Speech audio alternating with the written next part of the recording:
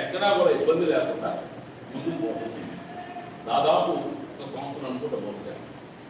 ఈ సంవత్సరం రోజుల్లో ఆయిల్లో ఒక మాఫియా తయారైంది. ఆయిల్లో ఒక మాఫియా తయారైంది. మాఫియా అంటే దొంగలు కాదు. తమిళనాడు, కర్ణాటక క్యాపిటలిస్ట్ కంప్లీట్ కృష్ణమఠ పోర్ట్ క్యాప్చర్ చేసి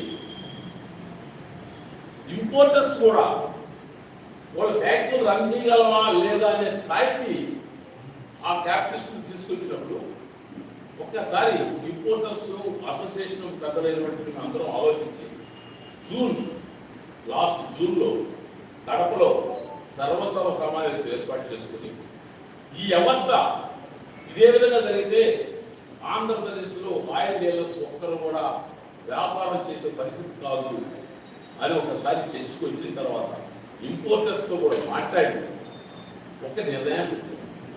ఏంటి ఆ నిర్ణయం అంటే, ఈ మాఫియా దగ్గర ఆంధ్రప్రదేశ్లో వ్యాపారం చేసే ఏ డీలర్ కూడా కొనుగోలు చేయకూడదు.